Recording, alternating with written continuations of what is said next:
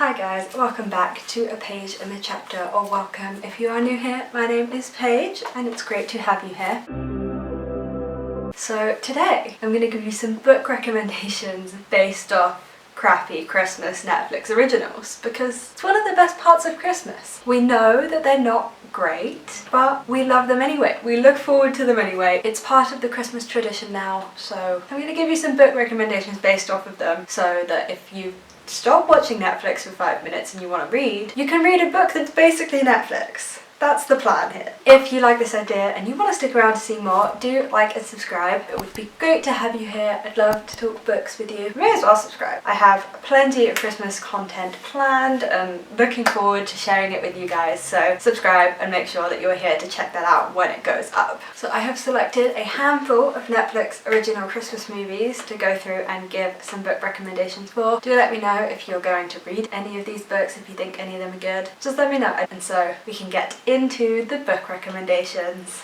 So the first Christmas movie that we're going to talk about is of course The Princess Switch. This is quite possibly one of Netflix's most iconic movies. It's the one that we talk about most. And this would just not be a Netflix recommendations if this movie wasn't in here. So if you've been living under a rock, The Christmas Switch is basically like a mistaken identity. Normal girl switches places with a princess for a little while to experience how the other half lives type of thing. I've kind of drawn on this whole idea of swapping and mistaken identity here, plus general cozy vibes. And so the first book that I have here is The Christmas Swap by Melody Carlson. This is basically a vacation trade. So our main character Emma wants to have a white Christmas basically. She wants to be somewhere cold and festive and Christmassy, and someone is willing to do a vacation trade and she goes and she spends the Christmas in Colorado. Now we have a male protagonist who kind of upon meeting Emma decides that he wants to stick around, get to know her more, except he's like a famous songwriter and things get very complicated and messy when people start to find out who he is. This is like a very warm, cozy story and it's got that chaos that I feel The Princess Switch has. I mean, any Netflix Christmas movie is pretty chaotic, and I feel like this book just encompasses that whole swapping element, the chaos. You've got the love story there too, and it is Christmassy. Most of these books, I should mention, are Christmas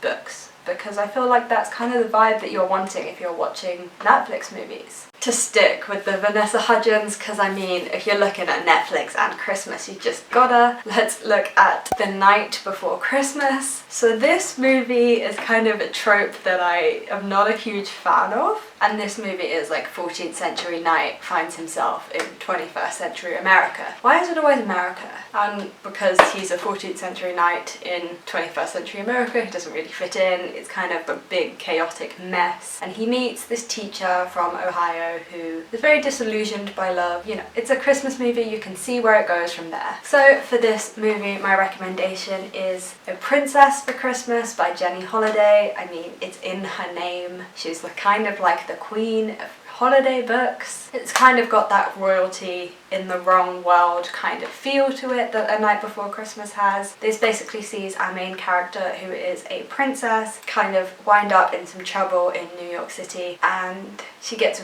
rescued, which I have a problem with, but we're not going to talk about that now. She gets rescued by a male protagonist who is a taxi driver, and she basically asks him to drive her around for the entirety of her trip, and they really get to know each other and discover things about each other and, blah blah blah. The reviews for this, the most iconic one described this as a Hallmark movie but with dirty talk, and it feels like it would be a Netflix Christmas movie. So it's got that royalty in the wrong place kind of vibe, got some steamy scenes, you got some nice romance element. I just feel like these two work hand in hand together. I mean, a knight, a princess, they work hand in hand. I hope that you enjoy this one. And to move on to the next movie, we have Christmas Inheritance. So this movie is about a rich socialite and she wants to take over her father's company, but in order to do that she has to return to her small town. It's either her small town or she has to go to a small town in order to learn values of working hard. I found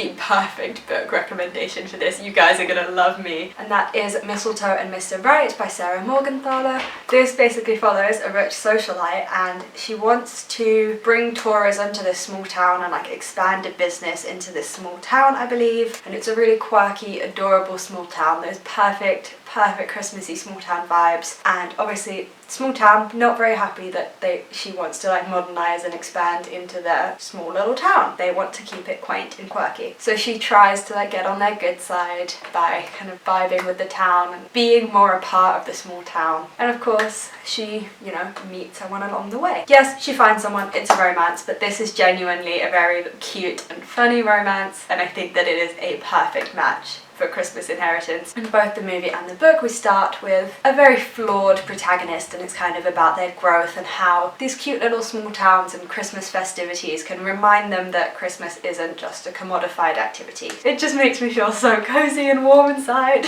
Also, as a recommendation for Christmas Inheritance, I have The Afterlife of Holly Chase by Cynthia Hand. So this is definitely much more of a fantasy, but it is a fantasy retelling of A Christmas Carol. So we have Holly Chase, who is again a very deeply flawed protagonist. She's kind of bitchy and mean and just all around flawed. She's kind of Scrooge-esque. And she's visited on Christmas Eve by the ghosts. However, she decides that she's not going to change her ways, and then she dies. And she basically becomes the ghost of Christmas past, I believe, and she just has a very unpleasant afterlife. And this book follows her through that and traces that as stuff starts to happen and she finally starts to learn. So this is a much darker read than the really fluffy contemporary Christmas books that I've recommended thus far. And so if this is more your speed, I really recommend this book. I think this is a great one, and I think this is especially great in that it is darker and based more on a ghost story, which is an interesting aspect of Christmas and I think would be perfect for like a Christmas Eve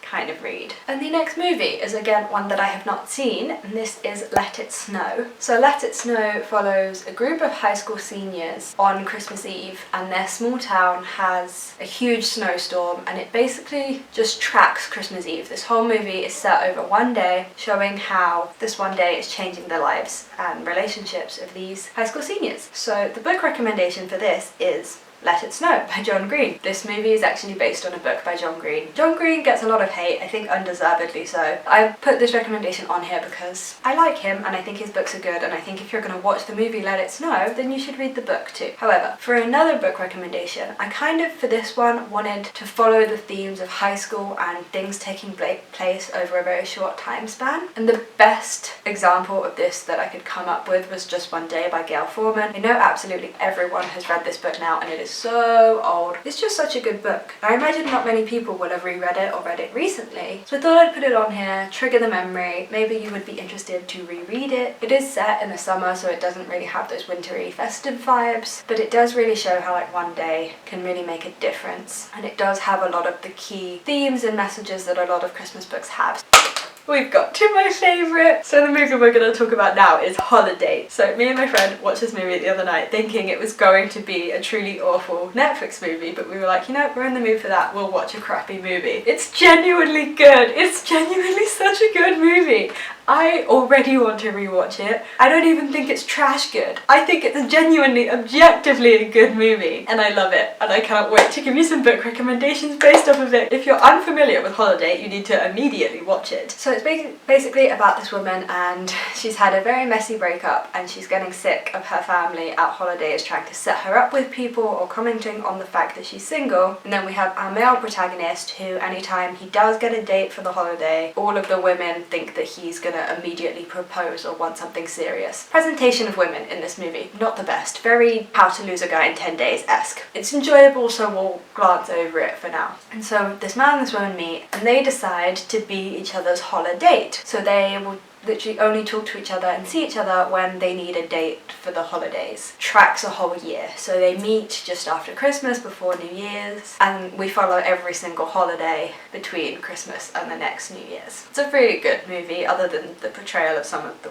characters. It's genuinely good. And so the book recommendation that I have here is We Met in December by Rosie Curtis. This is again another romance. I've chosen this one as a recommendation because it kind of, in the same way as Holiday, it kind of tracks these two people over the course of a relationship through a whole year. So it's not entirely set at Christmas, and it's not explicitly a Christmas book, but it has that same vibe, and Christmas is still kind of the start and end point for this book in the same way that it is for Holiday. So this is about our main character Jess, and she's just moved to London. She's just moved into a flat. On the first night living in her flat, she meets a man in her building, and she thinks that they have a real connection, and she thinks something's going to come of it. And then she goes away for Christmas, and when she comes back, he is dating someone else in their building. And so this book tracks a year of her living in the same building as this guy she really thought she had a connection with, and his girlfriend. I will say, is it particularly accurate to how a real person would act in these situations? No, because realistically, if you thought you had a connection with someone and then they started dating someone else, you'd just move on. But it's fine, because it's fun and it's quirky, and it's just a book for Christmas when you're in one of those moods where you want something light and fluffy. And this book has a lot of those really awkward, funny moments that you see in Holiday. It's got those like awkward encounters and missed opportunities, and it really does have exactly the same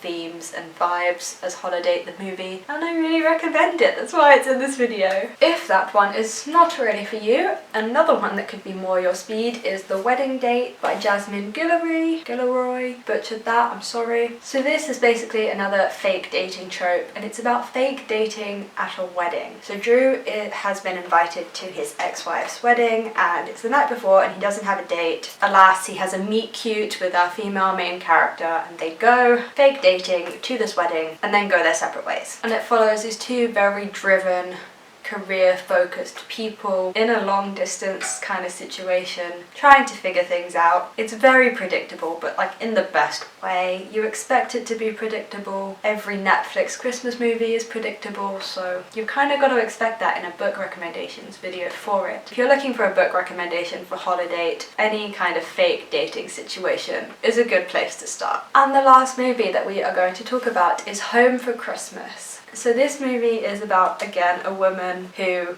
is getting sick of her family pointing out the fact that she is single for the holidays. I really have an issue with the fact that every Christmas book and movie likes to point out that it's bad for women especially to be single over the holidays. This movie is about a woman who wants to find a date for the holidays basically, so her family will get off her back. So she kind of goes on many dates and looks for a guy to bring home. And again, I have the absolute perfect book version of this, and basically the same movie but in book form, and that is the 12 Dates of Christmas by Jenny Bayliss. So this is about a very successful, career-driven woman, and she is signed up to a dating agency by her best friend basically. So she will go on 12 dates in the lead up to Christmas. It's basically a play on the 12 days of Christmas. And as you can imagine, most of these dates go wrong, so it has a very comedic rom-com kind of element that the movie has. Most of the dates are pretty disastrous. Again, it's not exactly the least problematic book in the world, but it is fun and enjoyable to read around the holiday period, and it is set at Christmas time and just kind of carries those like messages of what we should really be focusing on at Christmas. And it's just warm and cozy and wonderful. If you really like this movie, then this is that movie in book form. However, if you would like a more YA contemporary version, then I recommend 10 Blind Dates by Ashley Elston. This follows our main character who is a teenager, and her boyfriend breaks up with her just before the holidays. So she goes to spend Christmas with her more distant relative, and they decide that each of them will set her up on a blind date, which is a very weird thing for a family to do for a teenager. What I particularly like about this book is that it really focuses on that chaotic big family Christmas. I always say that YA should have more familial elements because family is such a big part of your life when you're a teenager and young adult. This book handles it really, really nicely in a Christmassy, cozy way. And I hope that you enjoy it if you check it out. Thank you guys very much for watching this video. If you made it this far, I really appreciate it. I hope you found some recommendations in here that you'd be interested to check out. I know I always look for really fluffy Christmassy reads around this time, and I hope that I could have helped you out in some way, especially because Netflix movies are just so good but so bad, and I really wanted to encompass that kind of feeling in these recommendations, and I really hope that I succeeded. Do let me know if you've read any of these or if you check them out. I would absolutely love to hear about it. Also, do like and subscribe if you enjoyed this video. If you want to stick around, there is no shortage of bookish content here, and as I said, I have plenty of plans for Christmassy videos throughout the rest of December. Thank you guys very much for watching, and I will see you next week for my next video. Bye guys.